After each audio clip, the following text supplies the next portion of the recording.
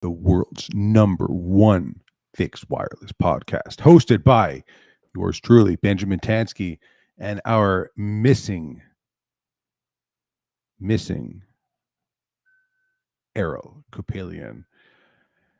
Yet I know he is doing some very, very valuable work for the organization as a whole. But the B&E show sorely misses our Errol Kupelian from Strong Island, New York. How about a Strong Island applause here? So today we're talking a little bit about we're circling back a little bit on the residential MDU, why fixed wireless, why Wi-Fi is being selected by landlords and developers to keep internal and not go external, meaning not use traditional carriers. What benefits does it have to the owner themselves of the property? Um, uh, and of course, we will talk about fixed wireless because that's what the show's all about, education. And let me just throw out there that fixed wireless, did you all know that fixed wireless is not a new technology? It is, are you sitting down? Are you sitting down? It is 121 years old. You got that? 121 years old. Fixed wireless is older than fiber optic. Okay. Nikola Tesla invented fixed wireless by chance. It was a fluke. He wasn't even trying to create fixed wireless. He was trying to do wireless power transmission. And poof, he got radio frequency, point to point connectivity with microwave. Wow. Unbelievable. That was 121 years ago. You know, going back, why do landlords like having their own network infrastructure so they can control it themselves? First and foremost, it's a great amenity to sell or give to prospective tenants looking to move in. If you're a landlord wanting to charge $3,000 a month for your unit, and you say, "Hey, Mr. Tenant, Mrs. Tenant, I'll give you free internet for 1 year." That's a win. I mean, no other building or management team can offer that, because they don't control the internet.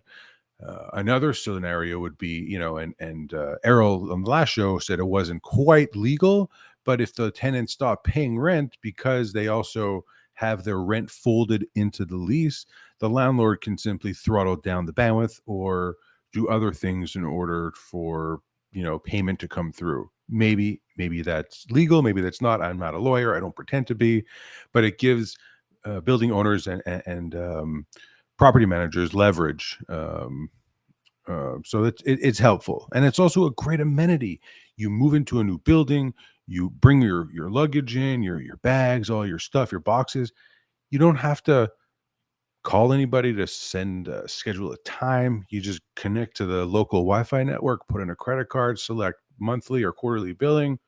Boom, you're done, and you have fast internet. 2.5 gigabits per second. You hear that? 2.5 gigabits per second over Wi-Fi. Check this out. This is what happens when a traditional person moves into their apartment. They got worker bees, they got local land. The land is on the blue side. The tenant's like, "Hey," he's standing on the top with his arms crossed. "How come my internet's not working? What's going on here?" They got all these little worker bees down below. They're trying to figure out, is it plugged in right? Is it this working? Is it that working? And then you get one guy on the right there. He's like, "Hey, you see that internet plug? There's nothing plugged into it. It's a problem. You need to plug your internet in so your local LAN works." But the crux of the story is no one is actually looking at the power adapter plug. So without the power adapter plug, nothing will work. I thought that was pretty witty. That's pretty witty. Um, just imagine a home that didn't have a Dyson fan purifier, a smart TV, a laptop, a smartphone. It's impossible. So every house has some type of device that's connecting. Did I mention that my scale I bought on Amazon, it had has freaking Wi-Fi in it, and it somehow connected to my Wi-Fi network at home? I didn't. I don't even know about that. I should probably figure why it's connected to my network. Someone's sucking up my data. But smart homes, Going back to the MDU discussion, when tenants move into buildings, especially in new developments where management, property managers, and developers design smart buildings, you better believe your unit, your apartment, your home is also smart. Everything's connected. Your light bulbs are connected, your water meters are connected, your fans, your HVAC is connected, thermostats. Everything is connected, and it only works if there is a robust, intelligent Wi-Fi infrastructure on the back end to power it. And over and over again, people or other organizations will think they have Wi-Fi throughout an entire superstructure, and they'll do that by putting, access points in a couple of strategic locations per floor.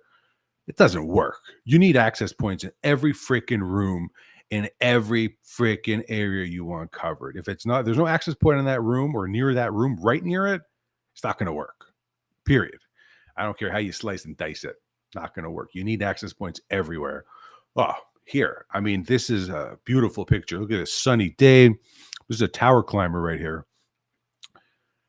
This goes back to, every single person that uses a mobile phone, a smartphone, a flip phone, any type of phone has used fixed wireless.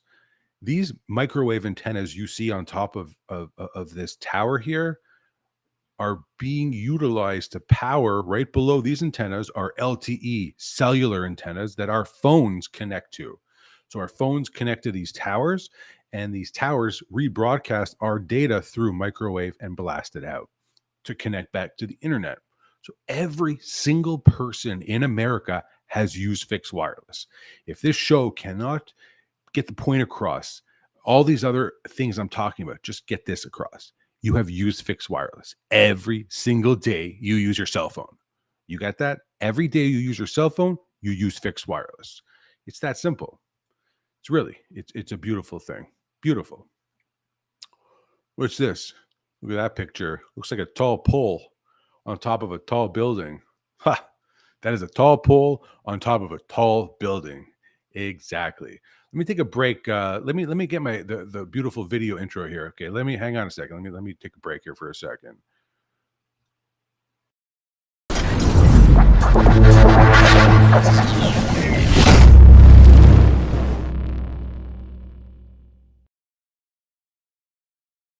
Was something special. That was a pretty intense intro. Look at that video. That was a fantastic video. This picture right here is a tall pole on a very, very, very tall building.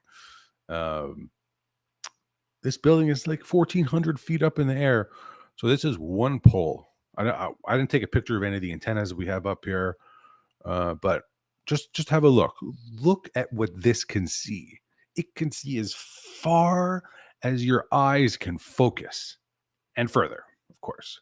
But look, fixed wireless goes on top of building rooftops. That's what makes it unique. That's what makes it diverse, a diverse connection. Stepping away from the MDU Wi-Fi talk, this is a diverse connection right here. This doesn't touch any of the underground last mile fiber optic. It does touch the data center fiber optic, obviously, because it's got to go back somewhere. Duh. But it avoids the underground last mile fiber and coax. What is the point of having two fiber connections that are both coming from underground? I don't care if it's a diverse point of entry or POE, as people call it. It is not diverse if it is coming from underground. It is a redundant connection. It is a redundant connection through a different POE. Do not call it a diverse connection. It is not diverse. It is only diverse if it's up on the roof and it purely goes back from this endpoint back to a hardened data center purely over fixed wireless. That is a diverse connection. A diverse connection is going from a data center purely over fixed wireless to an endpoint building like this tall building that you see right here. It doesn't touch anything underground. That's diverse. You cannot tell me that two fiber optic connections that are both using underground last mile fiber and coax are diverse, even if they're coming in from a different POE. That is a redundant connection, period. Now, I will digress. Look at that speed test picture.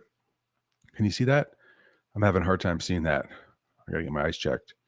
That's like 2.1 gigabits per second over 2 gigabits per second. So that's 2 gig download, 2 gig upload speed, and the latency is sub zero. So it's less than 0 milliseconds.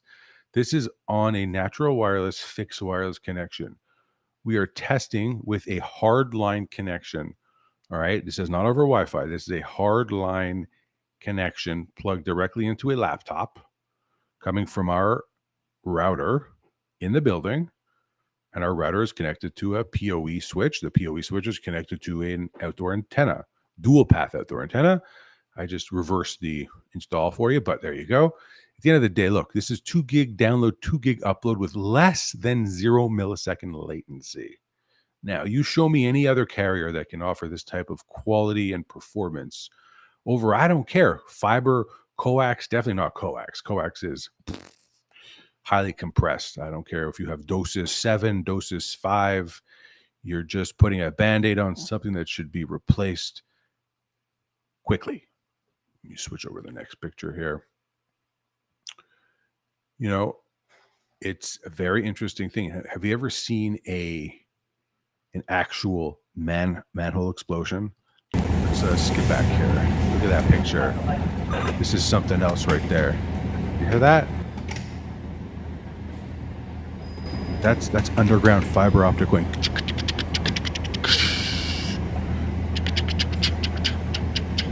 You know, not only that, but again, you know, what's the first thing that gets repaired when there's an underground explosion, when there's a flood? Is it the internet connectivity that's first fixed? Absolutely not, because internet is not considered a public utility. It is the absolute last piece of the puzzle that is fixed.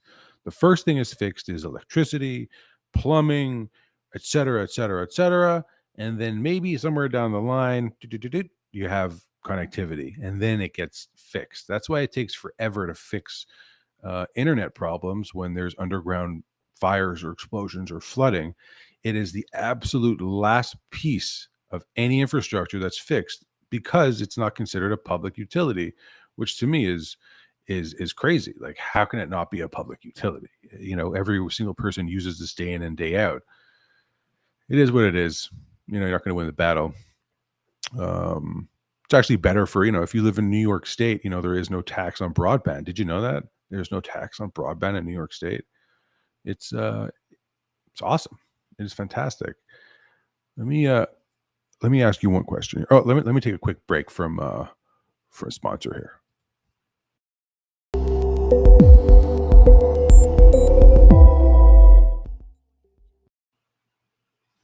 Well, that didn't work out so well. I didn't see anything there. Hopefully you guys saw it. Yeah, so with that, listen, I appreciate everyone's time. It's pushing 2:13. I look forward to seeing everybody next Wednesday. We will have a fantastic new topic and a marvelous guest appearance. I will not kiss and tell, but I will tell you this. You will not want to miss it. Now, go sell something.